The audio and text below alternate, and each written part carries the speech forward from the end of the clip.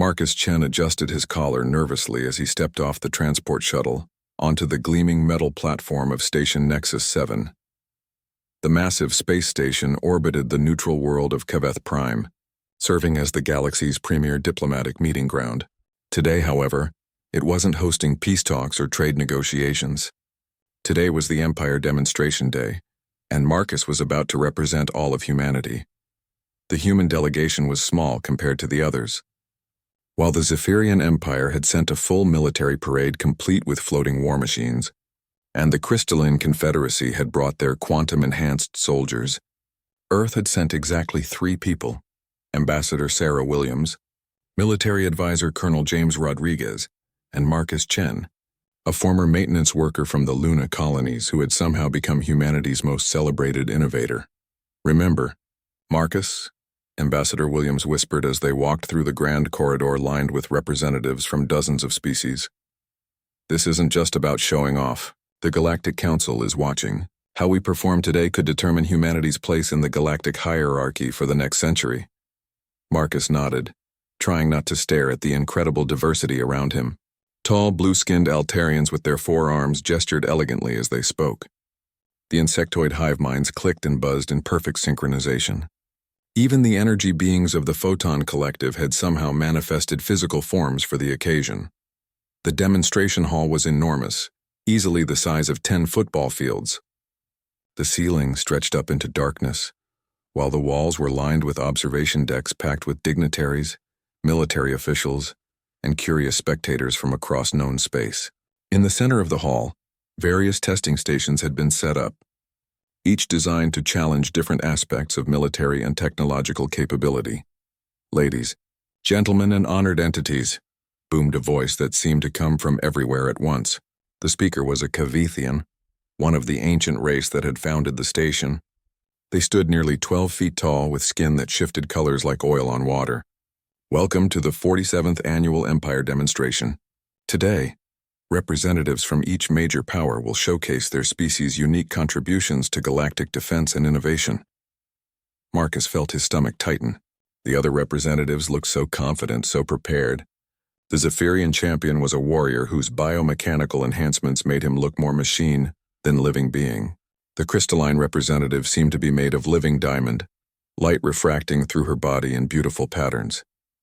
The hive mind had sent a single drone, but Marcus knew it was connected to the collective intelligence of billions.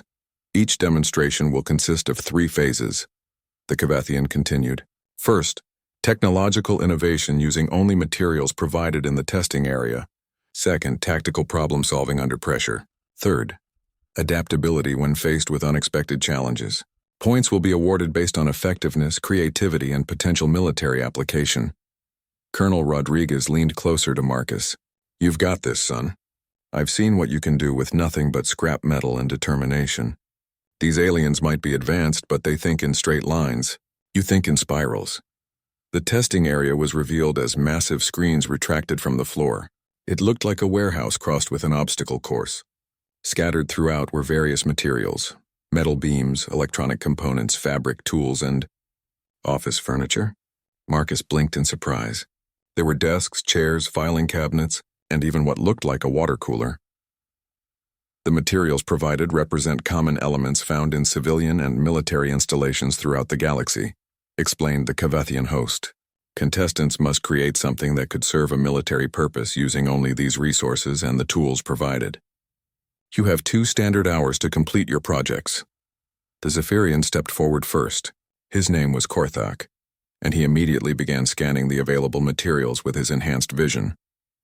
Within minutes, he was assembling what appeared to be some kind of energy rifle, using the electronic components and metal beams.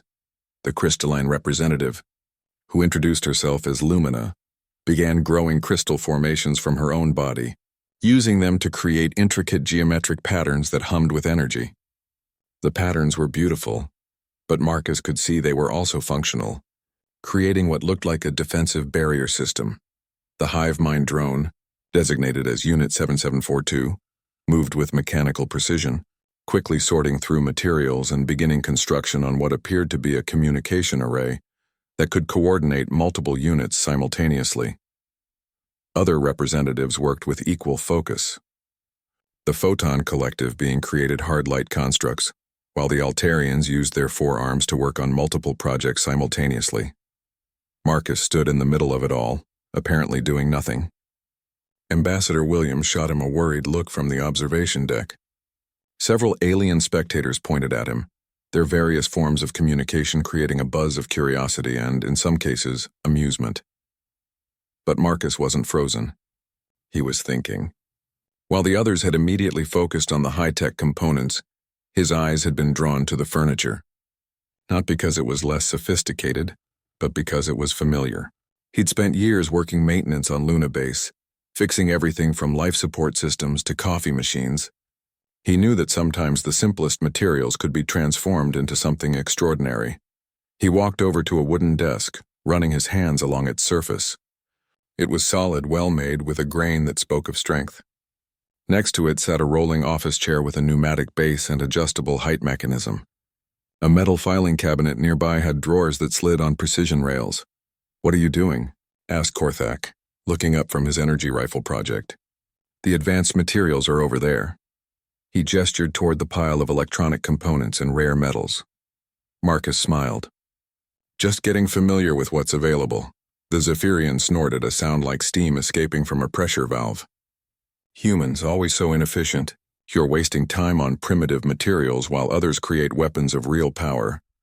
But Marcus had already seen what he needed to see. The desk wasn't just furniture, it was engineered wood with spring tension. The chair had hydraulic systems and precision bearings. The filing cabinet had metal rails stronger than many weapon components he'd worked with. He glanced up at the observation decks. Thousands of eyes, sensors, and detection systems were watching him. Some seemed curious, others dismissive. But Ambassador Williams caught his eye and nodded once, a gesture that said, "Show them what humans can do." Marcus picked up a screwdriver and approached the office chair. As he began to disassemble it, he thought about his grandfather, who had been a carpenter on Earth before the space age. The old man had always said that a good craftsman could make anything from anything, as long as he understood what he was really working with. The other contestants continued their work, creating increasingly impressive displays of technology and power. But Marcus had a different plan entirely, one that would remind the galaxy that sometimes the most dangerous weapons came from the most unexpected places. He began to whistle softly as he worked, an old Earth tune his grandfather had taught him. The sound carried in the vast hall, and more than a few alien heads turned his way. They would learn soon enough what a human could do with nothing but office furniture and imagination. The demonstration was just beginning. 20 minutes into the demonstration, the testing area looked like a high-tech battlefield. Sparks flew from Korthak's workstation as he welded components together with his built-in plasma torches. The Zephyrian's energy rifle was taking shape rapidly, its sleek form already humming with barely contained power. Lumina had grown an impressive crystal fortress around her workspace, each facet designed to deflect and redirect energy attacks. The structure was both beautiful and terrifying, like fighting inside a living jewel that could cut you to pieces. Unit 7742 moved between multiple projects simultaneously, its movements so precise they seemed choreographed. The drone had created what appeared to be a swarm of miniature communication relays that moved through the air like metallic insects, coordinating with each other through quantum entanglement. Marcus continued dismantling office furniture. He'd completely taken apart 3 chairs, 2 desks, and a filing cabinet, creating neat piles of components that looked more like a recycling center than a weapons project. "Is the human malfunctioning?" asked a voice from the observation deck. Marcus looked up to see a tall, gray-skinned being with large black eyes pointing at him. The universal translator rendered the alien's confusion perfectly. "Perhaps they don't understand the nature of the challenge," suggested another observer, this one resembling a walking tree with crystalline bark. "Their species is quite new to galactic civilization." Ambassador Williams gripped the railing of the observation deck. She'd seen Marcus work before, had witnessed his ability to create functional devices from the most unlikely materials. But even she was starting to worry. The other contestants were clearly building weapons, while Marcus looked like he was running a demolition service. Colonel Rodriguez placed a reassuring hand on her shoulder. "Give him time, Sarah. I've watched this kid turn a broken life support system into a functioning hydroponics garden using nothing but spare parts and duct tape. He sees things differently than the rest of us. Down in the testing area, Marcus had started making actual progress. From the chair components, he'd isolated the pneumatic cylinders, precision bearings, and adjustment mechanisms. The desk had provided him with solid wooden beams, metal brackets, and even some high-tension springs from the drawer mechanisms. The filing cabinet had surrendered its metal rails, which were surprisingly strong and flexible. "Hey, human," called out Korthak. The Zephyrian had finished his energy rifle and was now working on some kind of targeting system.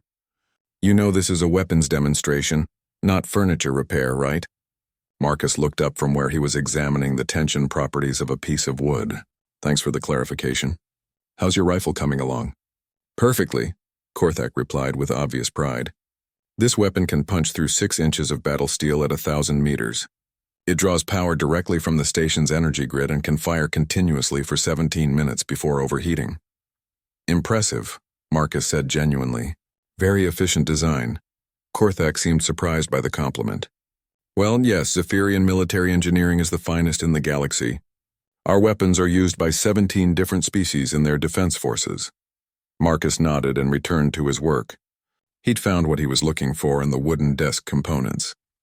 The grain structure was perfect with natural flexibility that could store and release energy efficiently. Combined with the metal components he'd salvaged, he could create something that would surprise everyone in the hall. "What exactly are you building?" asked Lumina, her crystalline voice carrying a note of curiosity. Unlike Korthak's dismissive attitude, she seemed genuinely interested in Marcus's approach. "Something old," Marcus replied, carefully shaping a piece of wood with hand tools, but proven effective. "Old technology is often inferior technology," observed Unit 7742, speaking with the collective voice of the hive mind. "Why would you deliberately choose outdated methods when superior alternatives are available?" Marcus paused in his work. "Because sometimes old technology is old because it works so well that it never needed to be replaced. Sometimes the simplest solution is the most elegant one." He held up the piece of wood he'd been shaping.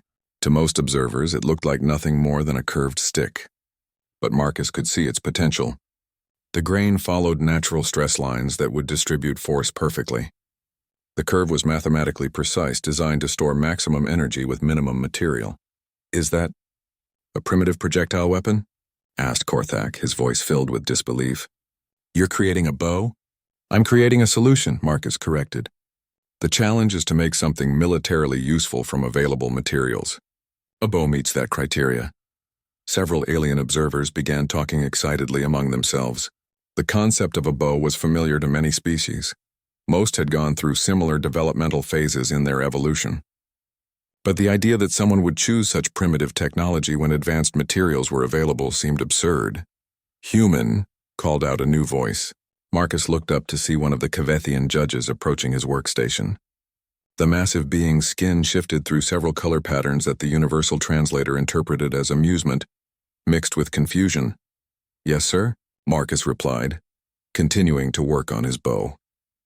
"I must ask for clarification regarding your project. The demonstration is intended to showcase military innovation and technological advancement. Are you certain that a primitive projectile weapon meets these criteria?" Marcus looked up at the judge, then at the thousands of observers watching from the decks above. He could feel their attention like a physical weight, their expectations and prejudices pressing down on him. "With respect, sir, I believe you said the challenge was to create something militarily useful from available materials. You didn't specify that it had to use the most advanced materials available." The Kvethian's skin shifted to what Marcus hoped was approval. "True. But surely you realize that primitive weapons cannot compete with modern military technology." "That depends," Marcus said, testing the flexibility of his wooden stave, "on how you define effectiveness." By now, he had the basic structure of a bow taking shape, but this wasn't going to be just any bow. Marcus had spent his childhood studying ancient earth weapons as a hobby, and his years in maintenance had taught him how to improve on traditional designs using modern understanding of materials and physics. The wooden core was perfect, but he began reinforcing it with metal strips salvaged from the filing cabinet. These weren't just random additions. Each piece was carefully placed to enhance the bow's performance without compromising its flexibility. The pneumatic cylinders from the office chairs could serve as shock absorbers, while the precision bearings could create a pulley system that would multiply the bow's effective draw weight. "That's actually quite clever," admitted Lumina, her crystalline form refracting light in patterns that suggested thoughtfulness. "You're combining primitive and modern engineering principles. The human appears to have a functional understanding of force, multiplication, and energy storage," observed. Unit 7742, however, projectile weapons are inherently limited by the energy input of organic muscle systems. Marcus smiled as he continued working. "That's true for traditional bows. But I'm not building a traditional bow." He began installing the pneumatic assistance system, using the chair cylinders to create a mechanical advantage that would effectively triple his draw strength. The metal rails from the filing cabinet became part of a complex pulley system that would store energy throughout the draw cycle and release it with devastating efficiency. As the first hour of the demonstration came to an end, the other contestants had created impressive displays of their civilization's technological prowess.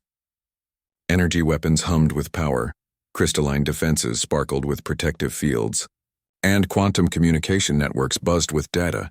And in the middle of it all, a human was building a bow from office furniture. "Ladies, gentlemen, and honored entities," announced the Kavethian host, "you have 1 hour remaining to complete your projects. Remember, you will then be required to demonstrate their effectiveness in practical applications." Marcus looked up from his work, his bow nearly complete.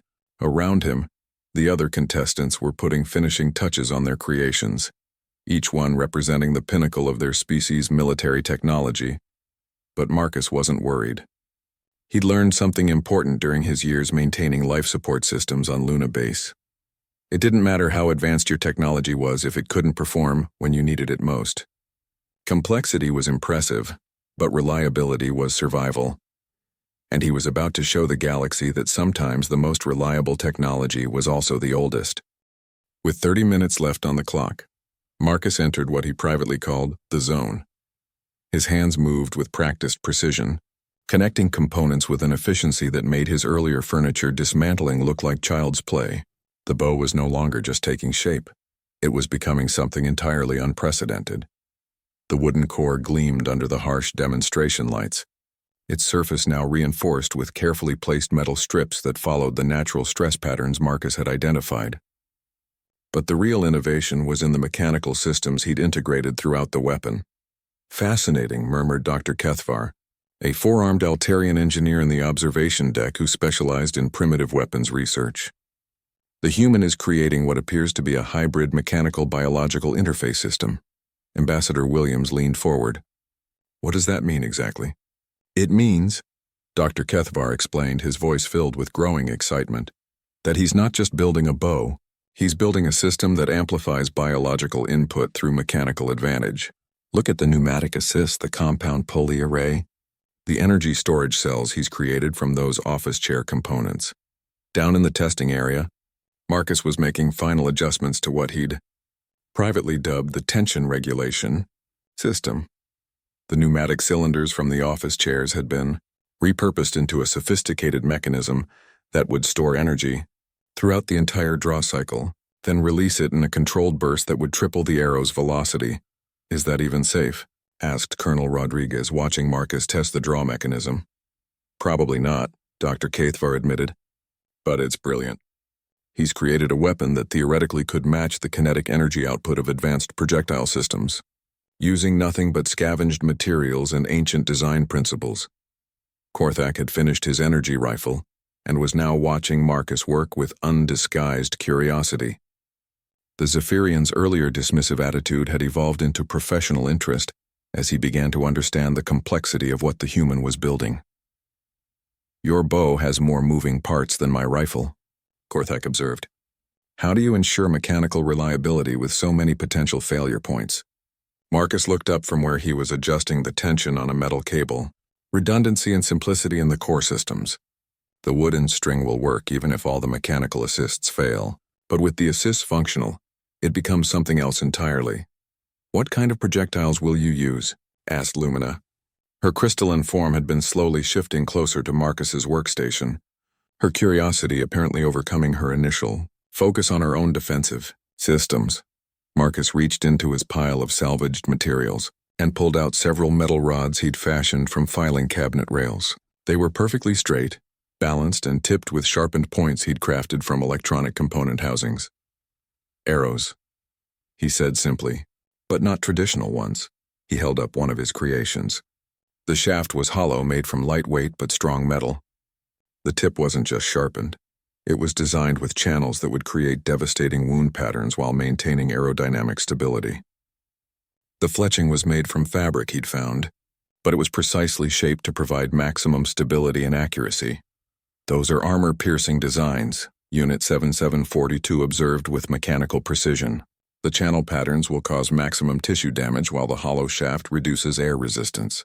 Efficient." "Thank you," Marcus said, genuinely pleased that someone appreciated the engineering that had gone into his ammunition. As he worked, a crowd had begun to gather around his station. Word had spread through the observation decks that the human was building something extraordinary, and beings from across the galaxy were craning their necks to get a better look. "Time remaining 15 minutes, announced the Kavithian host. Marcus began stringing his bow, and this was where his creation truly revealed its complexity. The string wasn't just a simple cord. It was a multi-strand cable system that would distribute force across the entire mechanical assembly. As he drew it back for the first test, the pneumatic systems engaged with a soft hiss. The pulleys rotated with mathematical precision, and energy storage cells began accumulating power. The draw weight was enormous. Without the mechanical assists, Marcus wouldn't have been able to pull the string back at all, but with the systems engaged, he could draw it smoothly and hold it steady while the various mechanisms did their work. "By the ancient lights of Altair," breathed Dr. Kethvar from the observation deck. "He's achieved mechanical draw weights equivalent to anti-vehicle weapon systems." "What's the estimated projectile velocity?"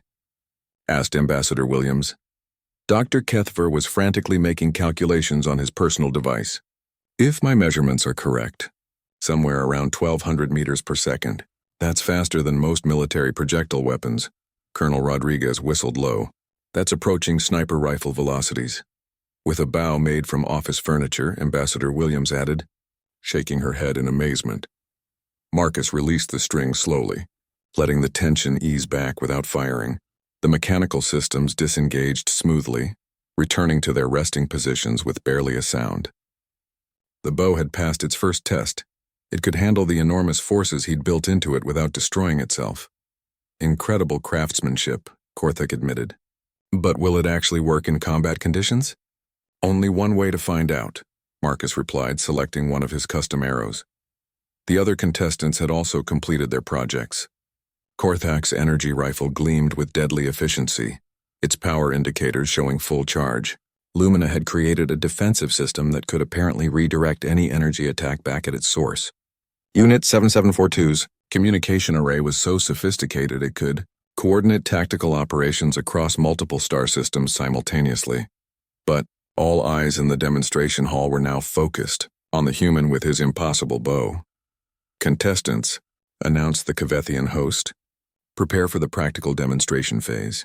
You will be required to show the effectiveness of your creations against standard military targets."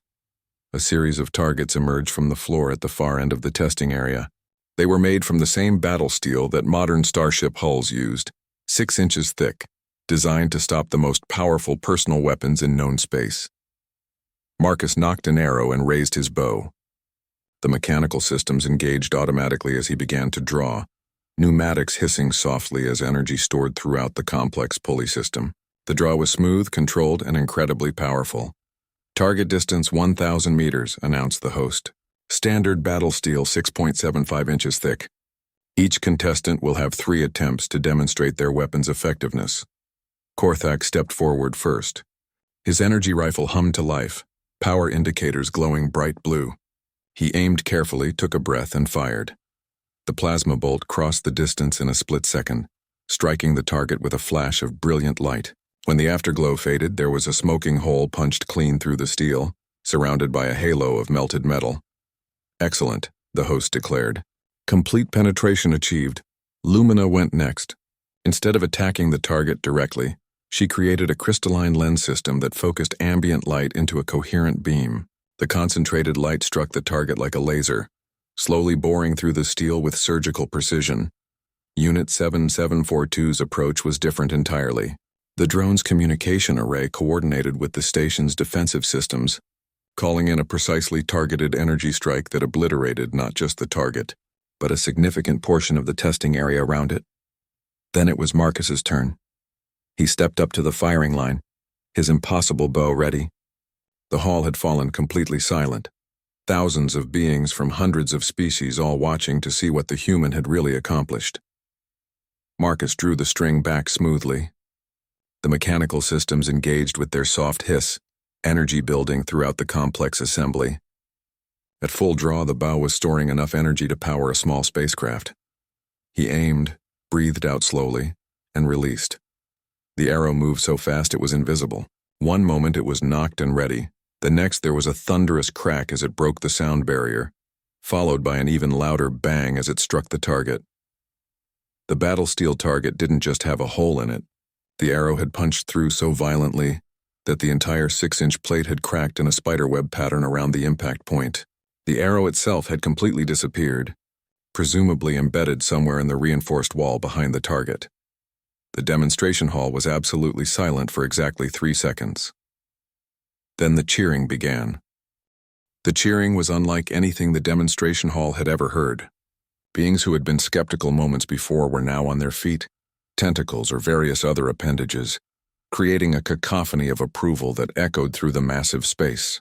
"Silence," boomed the Kvethian host, his skin flashing through rapid color changes that indicated both excitement and the need for order. "The demonstration phase is not yet complete." But the damage was done. Word was already spreading through the observation decks, transmitted across quantum communication networks, and broadcast to interested parties throughout the galaxy. The human had just achieved projectile velocities that matched military-grade weapons using nothing but office, furniture, and primitive design principles. Dr. Kethvar was frantically taking readings with every sensor he had available. The kinetic energy transfer was incredible, he announced to Ambassador Williams and Colonel Rodriguez. But more importantly, look at the target analysis. On the main display screens, detailed scans of the damaged target appeared. The arrow hadn't just punched through the battle steel. It had created a perfectly round hole with minimal deformation around the edges. The cracking pattern that spread outward was the result of energy transfer so efficient that the metal couldn't absorb it fast enough.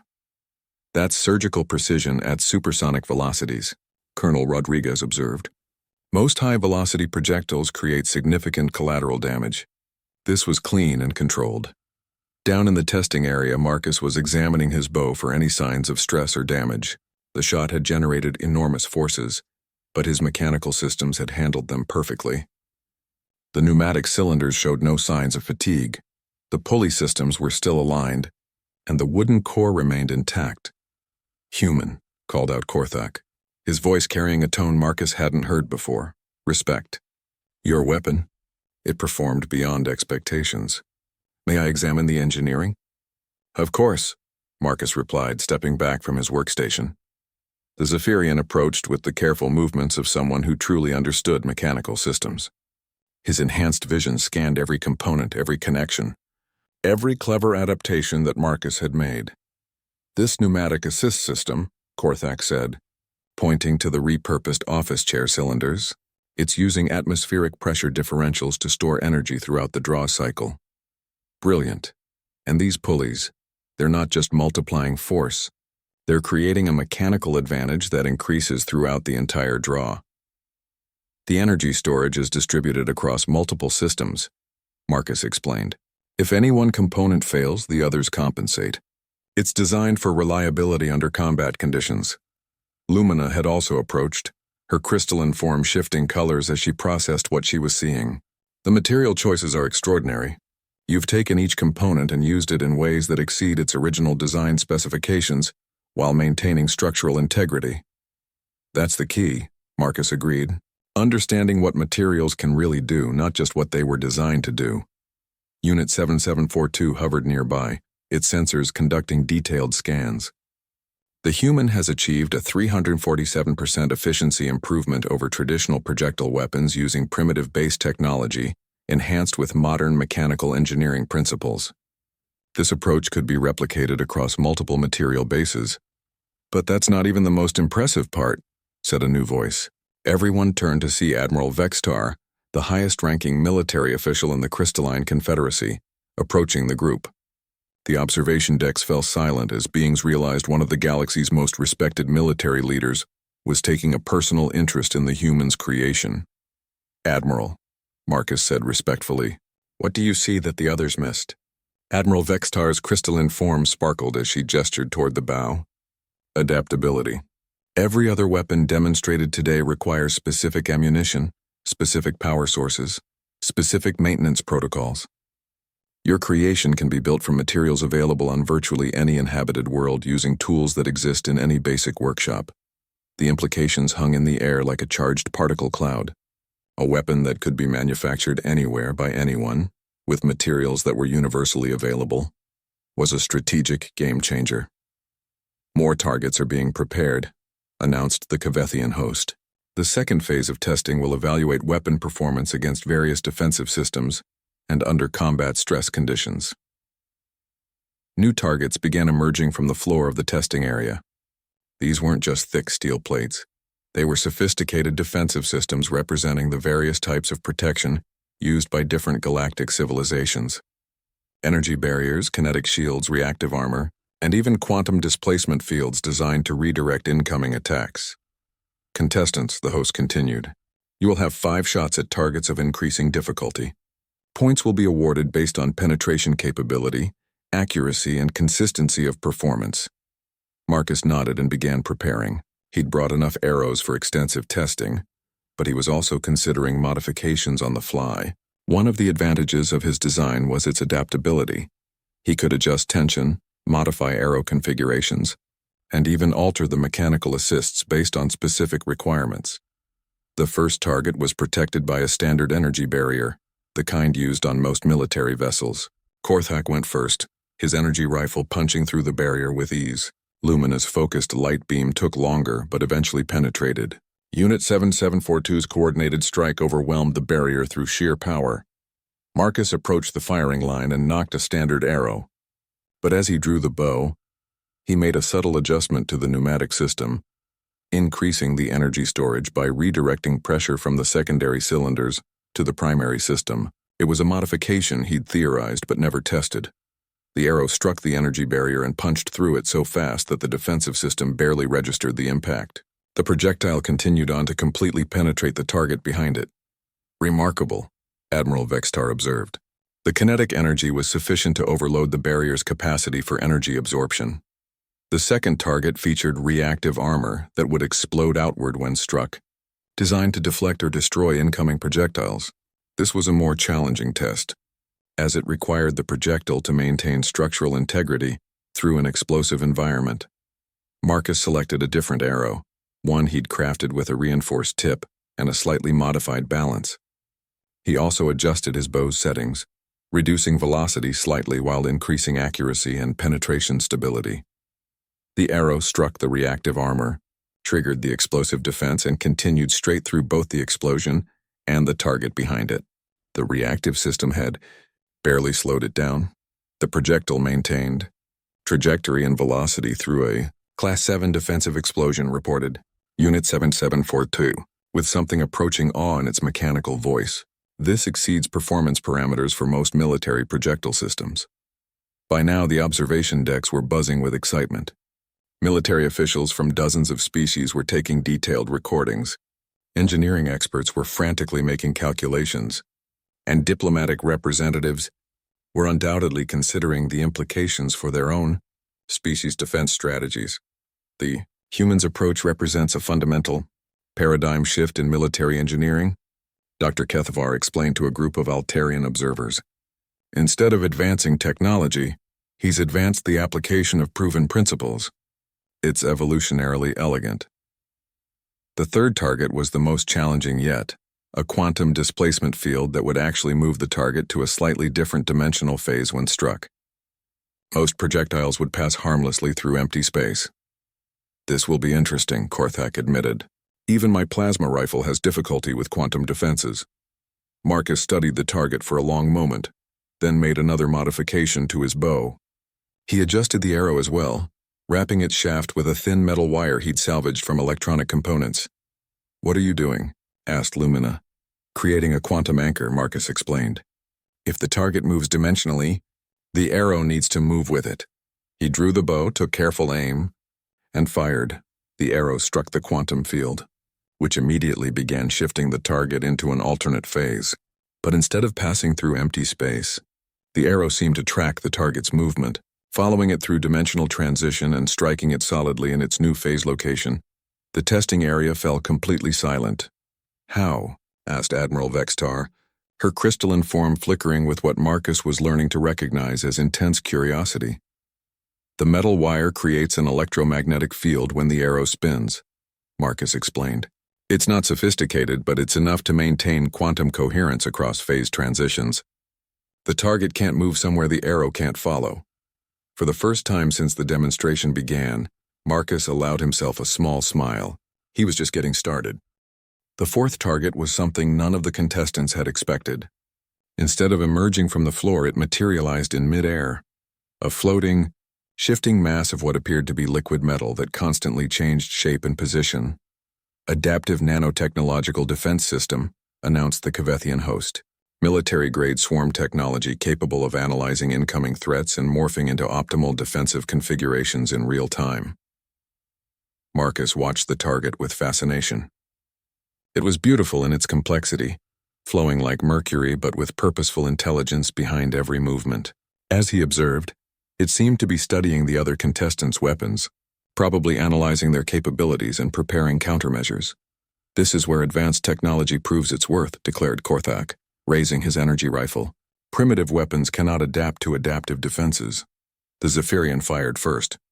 His plasma bolt streaked toward the target, but the nanomaterial flowed into a concave mirror configuration that reflected the energy harmlessly into the ceiling. The target then shifted into what appeared to be an optimal defensive posture against energy weapons. Lumina attempted her light-focusing attack, but the nanomaterial became perfectly absorptive black, swallowing her concentrated beam without effect. It then reconfigured again, apparently learning from each attack. Unit 7742's coordinated strike met with a different fate. The target split into dozens of smaller segments, each one deflecting a different aspect of the attack. The pieces then flowed back together, having successfully analyzed and countered the hive mind strategy. "Your turn, human," Admiral Vextar called from the observation deck. "Show us how primitive technology handles adaptive defenses." Marcus stepped up to the firing line, but instead of immediately nocking an arrow, he stood studying the target. The nanomaterial seemed to sense his attention and began cycling through various defensive configurations, as if trying to determine what it should prepare for. "Fascinating," Marcus murmured. "It's trying to predict my attack based on my weapon type, but it doesn't have enough data." He selected not one arrow, but three, each with different modifications. The first had the standard armor-piercing tip. The second featured a blunt impact head designed for maximum energy transfer. The third was something entirely new, a hollow shaft filled with metal shavings from his construction process. "Multiple projectiles?" asked Lumina. "But your weapon can only fire one at a time." "True," Marcus agreed, knocking the first arrow. "But who said I was only going to fire once?" He drew the bow and fired the armor-piercing arrow. The nanomaterial immediately flowed into an anti-kinetic configuration, designed to absorb and deflect solid projectiles. The arrow struck the defensive formation and was deflected, exactly as the target had calculated. But Marcus was already knocking his second arrow. The nanomaterial, having successfully defended against a kinetic attack, remained in its anti-projectile configuration as Marcus fired the blunt impact arrow. This arrow struck the target with devastating effect. The nanomaterial had configured itself to deflect penetrating attacks, not to absorb massive kinetic energy transfer. The entire swarm shuddered and began to lose cohesion as the impact energy propagated through its structure. Before it could reconfigure, Marcus fired his third arrow, the one filled with metal shavings. The hollow shaft struck the partially disrupted nanomaterial and shattered on impact, releasing a cloud of metallic particles throughout the swarm. The nanomaterial tried to process this new threat, but the particles were interfering with its quantum coherence systems. Unable to maintain its adaptive properties, the entire defensive system collapsed into inert metal dust. The testing area was silent for a moment, then erupted in discussion as the implications became clear. He defeated adaptive technology with non-adaptive tactics, Dr. Kethvar announced to the observation decks. By using multiple attack vectors in rapid succession, he prevented the target from completing its adaptive cycle.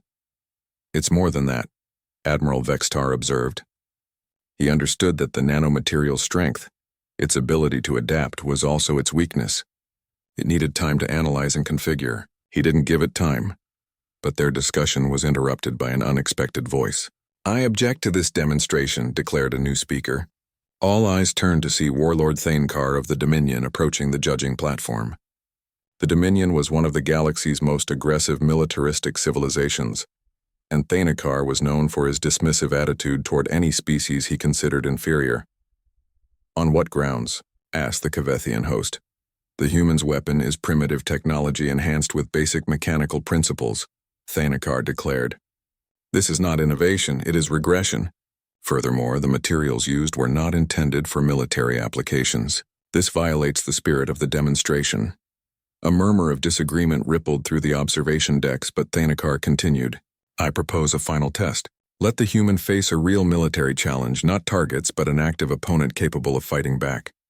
The hall fell silent. This was unprecedented. The demonstration was supposed to showcase weapons technology, not actual combat. "What do you propose?" asked the Kavethian host carefully. "Combat simulation against Dominion battle drones," Thainkar replied. "If the human's primitive weapon is truly effective, it should be able to handle real military threats, not just static targets." Marcus felt Ambassador Williams's worried gaze from the observation deck. This wasn't part of the agreed-upon demonstration. Combat simulations were dangerous, especially against Dominion technology, which was designed to be as deadly as possible. "I accept," Marcus said quietly. "Marcus, no," called out Ambassador Williams, but he was already walking toward the center of the testing area. "If I may," Admiral Vextar interjected, her crystalline form flashing with authority, "I would like to modify Warlord Thainkar's proposal. Instead of Dominion drones, which are designed purely for destruction, I suggest we use standard military training drones. They will provide combat simulation without unnecessary risk." Thainkar's expression suggested he would have preferred his more dangerous option, but he nodded agreement. Within minutes, 3 military training drones descended from concealed positions in the ceiling. They were sleek, fast, and armed with non-lethal but painful energy weapons. Their programming would make them behave like actual combat opponents, dodging, taking cover, coordinating their attacks. "Rules are simple," announced the host. "The human must neutralize all 3 drones using only his created weapon. The drones will attempt to tag him with training beams. Contact with training beams will result in immediate disqualification." Marcus checked his remaining arrows. He had enough for the task, but these wouldn't be easy shots. The drones were fast, intelligent, and designed to be difficult targets. "This should be entertaining," Thainkar commented. "Let's see how well primitive technology performs against modern military AI." The drones activated with soft humming sounds, immediately spreading out to triangulate Marcus's position.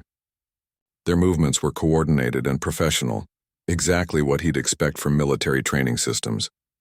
Marcus knocked an arrow and began moving. Standing still would make him an easy target for their training beams. But as he moved, he was also studying their patterns, learning how they communicated and coordinated. The first drone came in fast and low, trying to tag him while his attention was focused on the others. Marcus dove to the side, rolled, and came up with his bow already drawn. The arrow caught the drone center mass, sending it spinning to the floor with sparks flying from its damaged systems. The remaining 2 drones immediately adjusted their tactics, using the obstacle course features of the testing area to break line of sight and coordinate a pincer movement. "Impressive reaction time," admitted Korthak. "But the remaining drones are now using advanced tactical protocols." Marcus was already moving, using the same obstacles the drones were using to break their targeting solutions. He knocked another arrow, But instead of firing immediately, he waited. The second drone exposed itself for a split second as it moved between cover positions. Marcus's arrow was waiting for it, striking the drone's main processing unit and shutting it down instantly. One drone left, but this one had learned from watching its companions die. It stayed in cover using indirect fire and ricocheted energy beams to try to tag Marcus without exposing itself. Clever programming, Marcus admitted, crouching behind a barrier as training beams sparked overhead. But it's still thinking like a machine. He knocked his final arrow, but instead of trying to get a direct shot at the hidden drone, he aimed at the ceiling above its position. The arrow struck a support beam and ricocheted downward at an impossible angle, striking the drone from above, the one direction it hadn't thought to defend. The testing area fell silent as the last drone powered down. Then the applause began again, even louder than before. Remarkable combat adaptability, Admiral Vextar announced. The human demonstrated tactical thinking, situational awareness, and weapon mastery under combat conditions. Warlord Thanakar said nothing, but his expression suggested he was re-evaluating his assumptions about primitive technology. Marcus lowered his bow and looked around the testing area. The demonstration was nearly over, but he had the feeling the real test was just beginning. The judge's deliberation lasted exactly 17 minutes and 34 seconds. For a demonstration of this magnitude involving representatives from the galaxy's major military powers, it was remarkably brief. Marcus sat on a supply crate in the testing area, methodically disassembling his bow to check for any stress damage while the most powerful beings in known space decided humanity's fate. You know, Korthak said, approaching with his energy rifle slung across his shoulder. I've been building weapons for 47 standard years. I thought I understood the principles of effective military technology. Marcus looked up from where he was examining one of his pneumatic cylinders. And now? Now I realize I've been thinking too narrowly, the Zephyrian admitted. I focused on advancing the technology instead of advancing the application. Your weapon shouldn't work as well as it does, but you made it work anyway. Lumina materialized nearby, her crystalline form refracting the testing area's lights into dancing patterns. The combat simulation was particularly impressive. Most species would have tried to overpower the drones with superior firepower. You outthought them instead. That's what humans do, Marcus replied, reassembling his bow with practiced ease. We adapt. We improvise. We find ways to make things work that have no business working. Unit 7742 hovered closer, its sensors focused on Marcus's weapon. Analysis indicates your design could be reproduced by 94.7% of known civilizations using locally available materials. This represents unprecedented strategic flexibility. Before Marcus could respond, the Kavithian host's voice boomed across the testing area. Contestants, judges, and honored observers, please return to the main demonstration floor. We are ready to announce the results. The walk to the center of the testing area felt longer than usual. Marcus could feel thousands of eyes focused on him from the observation decks. Ambassador Williams gave him an encouraging nod, while Colonel Rodriguez offered a subtle thumbs up. But it was the expressions on the alien faces that told the real story. Curiosity, respect, and in some cases, genuine concern. The judges have reached their decision, announced the Kavethian host. Before we announce the results, allow me to commend all contestants for demonstrations that exceeded our expectations in both innovation and effectiveness. The massive screens around the testing area displayed detailed analyses of each weapon's performance. Korthak's energy rifle had achieved perfect scores for reliability and stopping power. Lumina's defensive system showed remarkable versatility and energy efficiency. Unit 7742's coordination network had demonstrated tactical capabilities that bordered on prescient, and Marcus's bow had broken every existing record for improvised weapons. Effectiveness, however, the host continued. This year's demonstration has been unique in several ways. We have witnessed not just advanced technology, but revolutionary thinking. We have seen not just military effectiveness, but strategic paradigm shifts. Admiral Vextar stepped forward, her crystalline form gleaming under the demonstration lights. With the judge's permission, I would like to address the strategic implications of what we have witnessed today. The host gestured agreement, and Admiral Vextar's voice carried clearly throughout the massive hall. For centuries, military advancement has followed predictable paths: better materials, more energy, Sophisticated targeting systems enhance defensive capabilities. We have created weapons that require specialized manufacturing, rare materials, and extensive training to operate effectively. She gestured toward Marcus. Today, a human has demonstrated that these assumptions may be fundamentally flawed. Using materials available on any inhabited world, he has created a weapon system that matches or exceeds the performance of our most advanced technology. More importantly, he has shown that the key to military effectiveness is not the sophistication of your tools, but the creativity of your thinking. A murmur of agreement rippled through the observation decks, but Admiral Vextar wasn't finished. This has profound implications for galactic security. Any species, any world, any group with sufficient ingenuity could potentially achieve military parity using nothing but common materials and innovative engineering. The age of technological supremacy as a guarantee of military dominance may be ending. Warlord Thainkar stepped forward, his expression stern. With respect, Admiral, you're suggesting that primitive technology is equivalent to advanced systems. This human's demonstration was impressive, but it was still just one weapon wielded by one individual. Actually, interrupted Dr. Kethvar from the observation deck, my analysis suggests otherwise. The human's approach is scalable. These principles could be applied to create everything from personal weapons to artillery systems, all using locally available materials. Marcus felt a chill as he realized the full implications of what he'd accomplished. He'd intended to demonstrate human ingenuity and secure Earth's place in the galactic community. Instead, he might have just changed the fundamental nature of military power throughout the galaxy. The judge's decision is unanimous, announced the Kavethian host. This year's Empire demonstration winner, for revolutionary innovation, strategic implications, and combat effectiveness, is Marcus Chen of Earth. The applause was thunderous, but Marcus barely heard it. He was thinking about what Admiral Vextar had said, about what Dr. Kethvar had implied, about the expression on Warlord Thainkar's face. As various officials came forward to congratulate him, Marcus caught Ambassador Williams's eye. She was smiling, but he could see the concern there too. They'd won, but victory sometimes came with unexpected consequences. Remarkable achievement, human, said a new voice. Marcus turned to see a being he didn't recognize, tall, elegant, with skin that seemed to absorb light rather than reflect it. I am Minister Kralvin of the Shadow Consortium. We represent certain commercial interests throughout the galaxy. Commercial interests? Marcus asked carefully. The kind that are very interested in revolutionary military technology. Minister Kralvin replied smoothly, particularly technology that can be manufactured without specialized facilities or rare materials. We would be very interested in discussing licensing arrangements.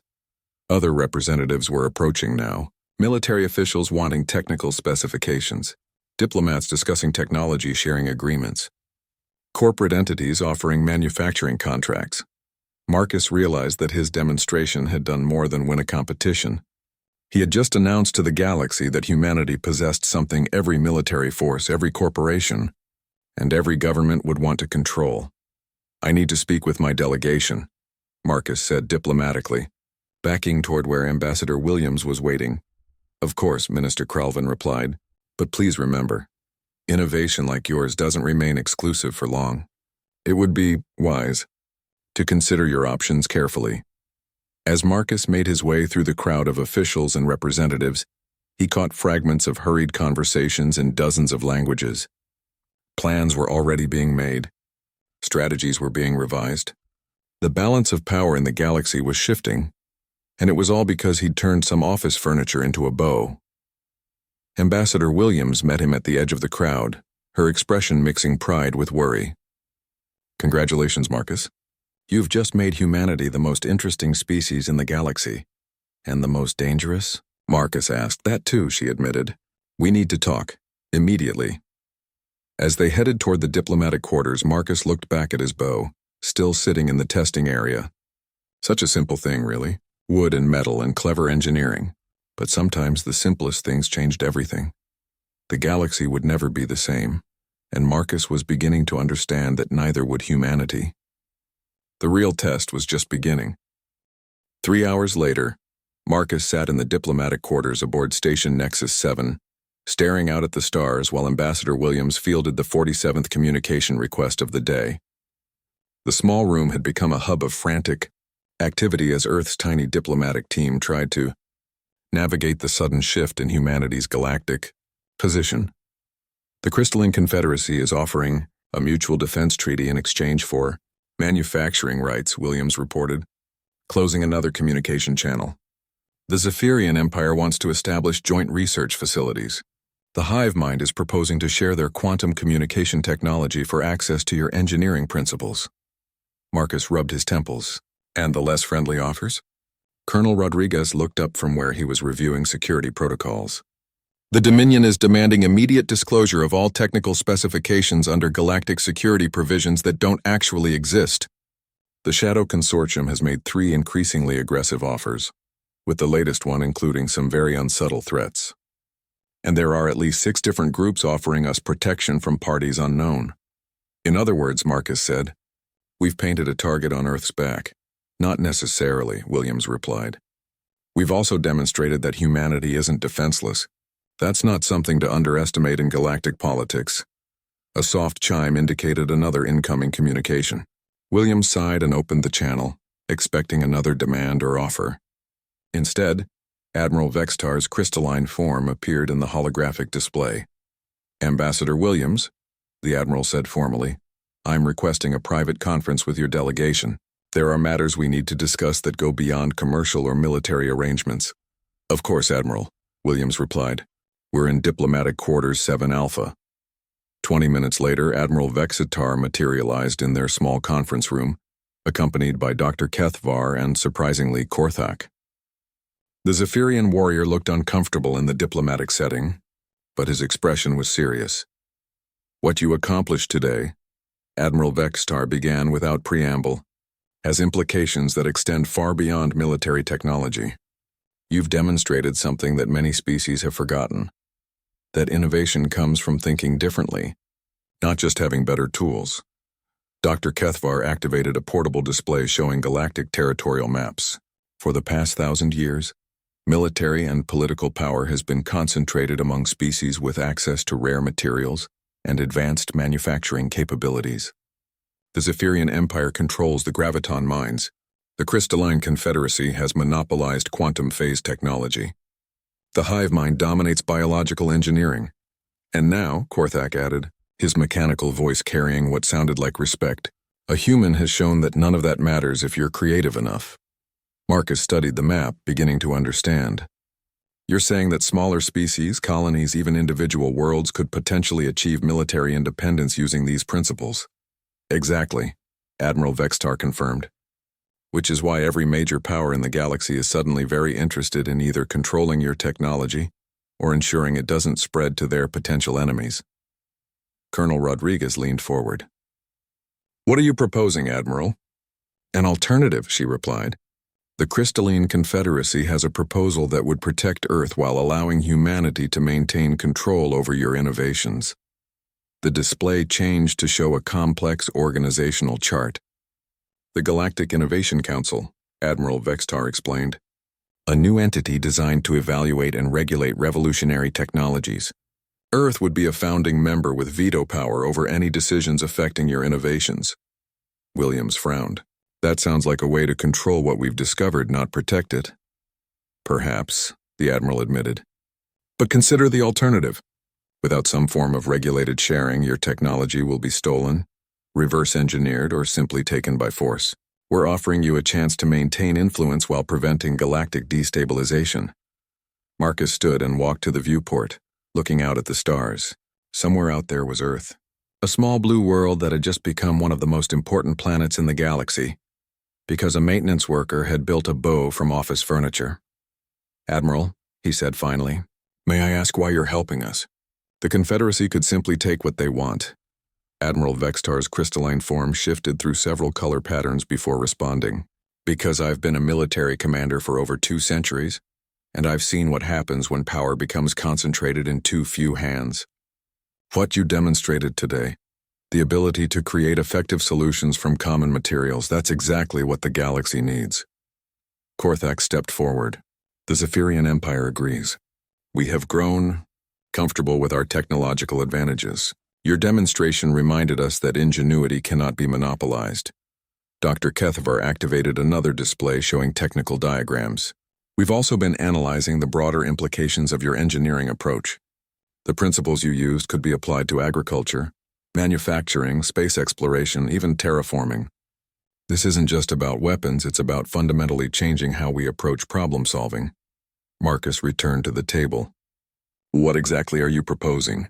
A partnership, Admiral Vextar replied. The Innovation Council would be headquartered on a neutral world. Earth would provide the innovative thinking and engineering approaches. Member species would contribute resources, manufacturing capabilities, and implementation expertise. New technologies would be shared among members but never imposed on non-members. And if we refuse? Williams asked. The room fell silent for a moment. Finally, Korthak spoke. Then you will spend the next several decades fighting off attempts to steal, control, or suppress your innovations.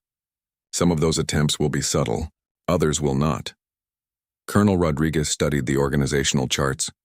What guarantees do we have that this council wouldn't eventually become just another way to control Earth? None, Admiral Vextar admitted. Except this, your approach has already begun to spread. 3 species in the Outer Rim have started experimenting with similar principles based on preliminary reports from today's demonstration. The technology is out there now. The question is whether we manage its proliferation responsibly or let it spread chaotically. Marcus looked around the room at the faces of beings from different species, all focused on the same problem. It reminded him of his maintenance teams back on Luna Base, diverse specialists working together to keep complex systems running. I have a counter-proposal, he said. Instead of just creating another council to regulate technology, why don't we focus on education? Share the principles, the thinking process, not just the specific applications.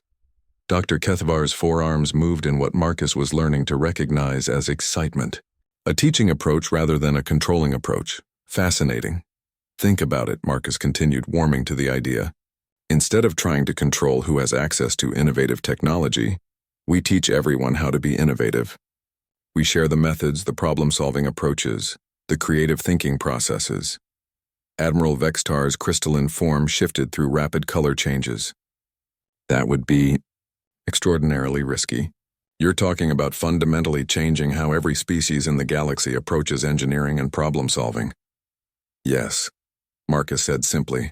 I am. William stared at him. Marcus, you're proposing to give away the very thing that just made Earth strategically important. No, Marcus replied. I'm proposing to make strategic importance irrelevant. If everyone can innovate, if everyone can find creative solutions to their problems, then no one species can dominate based on technological advantage alone. The room fell silent as the implications sank in.